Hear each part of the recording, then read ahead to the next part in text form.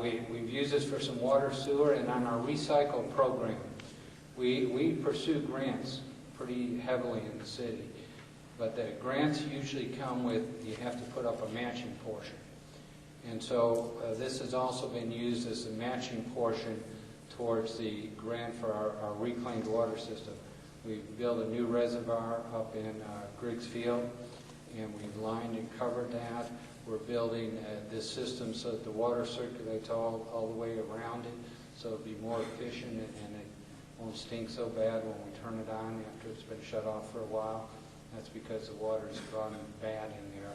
So if we can keep it circulating, that should diminish that problem, and we won't get our sprinkler head so clogged up with this green algae that grows in there. And so this will provide a safer system. We have 1/8 of a cent that's infrastructure. That's bricks and mortar type items. Next. Transportation infrastructure, again, bricks and mortars. We can use it for roads. We tend to use this for matching towards money we get from the state legislature. Another 1/16 of a percent for infrastructure. We, again, typically use this for matching against grants. One of the big areas we use this for is on our airport. Out at the municipal, we're an A to Z town. At the airport is one of our operations we run. The airport is important to us since we're pretty isolated. A lot of items fly in here, are brought in here, and we fly people out of here. The airport is a massively expensive operation to build those runways. And most of the money to do that, to build the runways and to upgrade them, comes from the federal government. They will pay 95% of the cost of fixing the runways. We then, the state will then pay 2.5% of the cost. And so the city puts up 2.5% of the cost. Well, that doesn't sound like much until you start talking about $1 million or $2 million projects. So why do we do that? Well, we do it because if you remember those percents and the money that comes back to us from all these gross receipts, what we directly levy and what the state gives us, we net out money by funding those projects. Plus, we encourage the local economy to grow because they hire local people, they buy local materials when they build those. So from the city's standpoint, it economically makes sense to fund those projects, and we end up with a better airport. The city has got a 0.25% gross receipts tax, and this is dedicated to developing our water system outside the city of Alamogordo. And I think the prime example where you can see this in operation right now is we use this to fund our acquisition of new water. These costs that we're incurring, the legal costs on the water fight that we're going through, those are not coming out of your water and sewer rates. Those are coming out of this gross receipts tax money. We also use it to subsidize the water and sewer fund. We have well fields that are outside the city of Alamogordo. We've used this to improve those well fields and keep them at maximum efficiency. Our collection systems outside the city, we use this to help fund those. The street program. This is another gross receipts tax. This is where the street improvement program is running from. The voters approve this. We keep this separate. We use it only and directly for the street maintenance program where we are rebuilding our streets throughout the city. And next.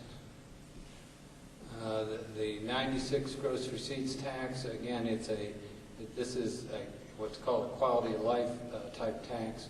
We've used it for things like playgrounds. We've used it for the zoo, to upgrade the zoo.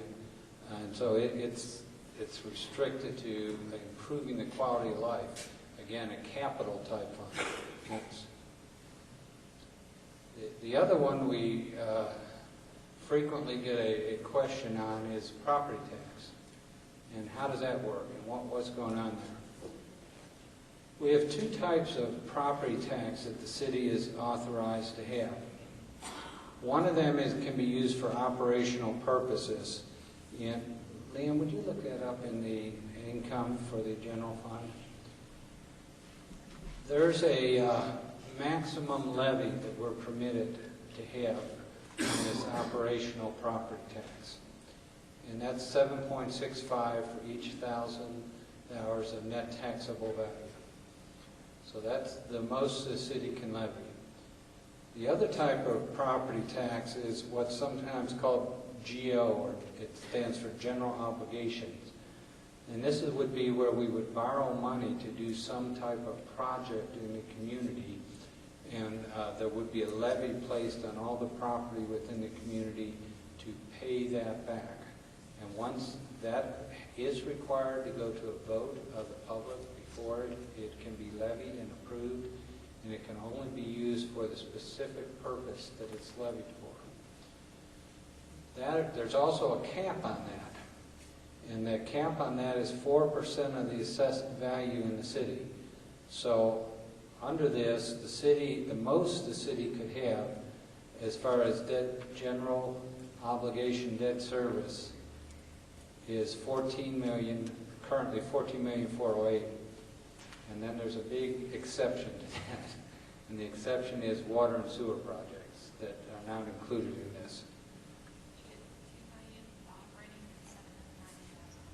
Okay, so this amounts to, the amount we're levying here amounts to $2 million.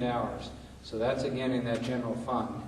And so now we're up to 13 of the $15 million in the general fund that's coming from gross receipts, or it's coming from this operating levy. Next. Here's what's actually happening. For that operating limit, the city is authorized to levy up to 7.65. The city commission, as long as I've been here, has not levied that. And they have indicated that they don't wish to levy that. They want to keep that property tax at a reasonable level, and this is the level they've kept it at, and it's been there, and I can't speak for the city commission, but I suspect that they're not eager to increase that. So the city is not levying the entire amount of property tax that could be levied for operations. Next. In the general obligation, so this is a property tax levy to pay off money we borrow. The city currently has two of them. We have what's called 1996 sewer bond, which matures in 8/1/09, and the balance as of 6/30/07 was $1,280,000. So that one will be paid off in again 09. We have a second levy, which was used to and voted on by the people, that was for fire services, and we built a couple fire stations with this. You may recall one on South Florida, one on North Florida. We purchased some fire trucks and equipment with this particular levy. This particular bond matures on 8/1/2020, and the balance as of 6/30 is $1,540,000. The capacity, again, we have a great deal of capacity left, because between this and this we had 14 million, if you recall. If you subtract that from the 14 million, you get that number. So we're not over-debted as far as general obligation bonding in this city.